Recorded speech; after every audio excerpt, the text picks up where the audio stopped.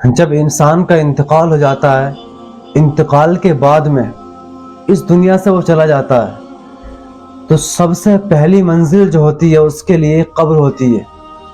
مردے کے لیے سب سے پہلی منزل قبر ہوتی ہے، کیونکہ مشکوٰۃ شریف کی حدیث پاک ہے، حضرت عثمان غنی رضی اللہ تعالی عنہ سے مروی ہے، وہ بیان فرماتے ہیں کہ جب حضرت عثمان غنی کسی قبر پر جایا کرتے تھے تو قبر کو دیکھ کر حضرت عثمان غنی رونے لگتے تھے۔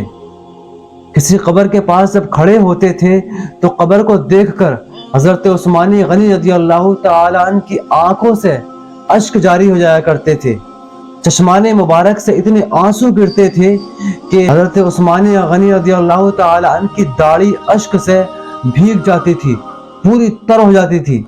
لوگوں نے عرض کی کہ آپ جب دوزخ اور جنت کا بیان کرتے ہیں، دوزخ اور جنت کے بارے میں آپ بات بتلاتے ہیں تو آپ نہیں روتے، لیکن جب آپ قبر کے اوپر آتے ہیں، کھڑے ہوتے ہیں اور کسی قبر کو دیکھتے ہیں تو آپ کی آنکھوں سے آنسو آنا شروع ہو جاتے ہیں۔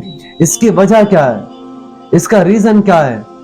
تو حضرت عثمان غنی رضی اللہ تعالی عنہ نے ارشاد فرمایا کہ نبی کریم صلی اللہ تعالی علیہ وسلم ارشاد فرماتے ہیں کہ انسان کے لیے سب سے پہلی منزل جو ہے وہ اس کی قبر ہے۔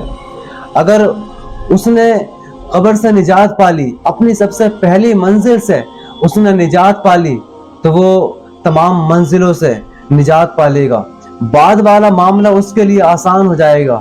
لیکن اگر کسی بندے نے قبر سے نجات نہ پائی تو بعد والا معاملہ اس کے لیے سخت ہو جاتا ہے۔ اور حضرت عثمان غنی فرماتے ہیں کہ نبی نے اور مزید یہ فرمایا کہ میں نے قبر سے زیادہ سخت منظر کسی اور چیز کا منظر نہیں دیکھا۔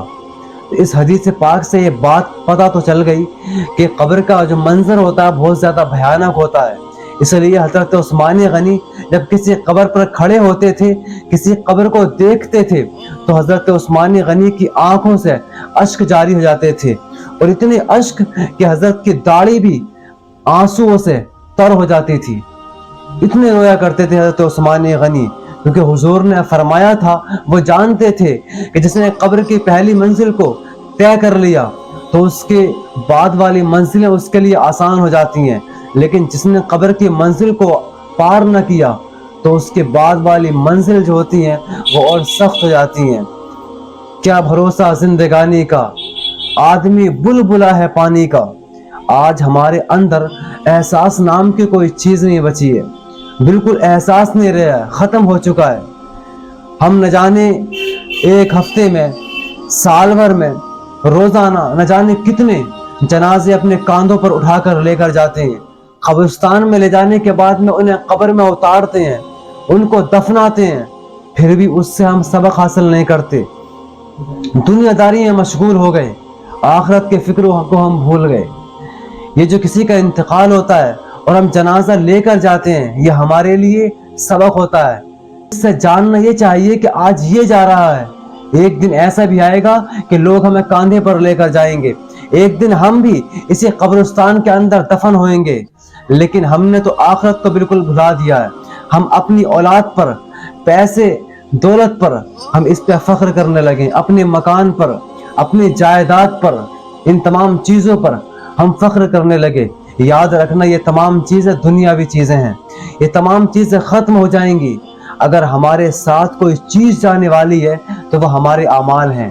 ہمارے اعمال صرف ہمارے ساتھ قبر کے اندر جائیں گے، اور وہی قیامت تک جتنی بھی منزلیں پار کرنی پڑیں گی ہمارے صرف اعمال کام آئیں گے۔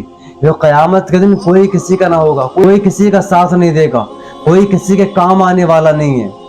اللہ تبارک و تعالیٰ کلام مقدس کے اندر ارشاد فرماتا ہے، کل نفس ذائقۃ الموت، ہر انسان کو ایک نہ ایک دن موت کا مزہ چکھنا ہے، وہ چاہے کوئی بھی ہو، کتنا بڑا آدمی کیوں نہ ہو، کتنا غریب انسان کیوں نہ ہو، ایک نہ ایک دن اس کو موت کا مزہ ضرور چکھنا ہے۔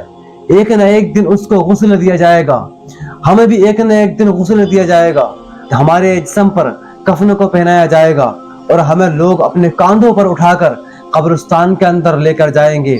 تو آپ ابھی سے دھیان دیں، اپنے قبر کی تیاری کریں، اپنی حشر کی تیاری کریں. کیا بھروسہ زندگانی کا, آدمی بلبلا ہے پانی کا.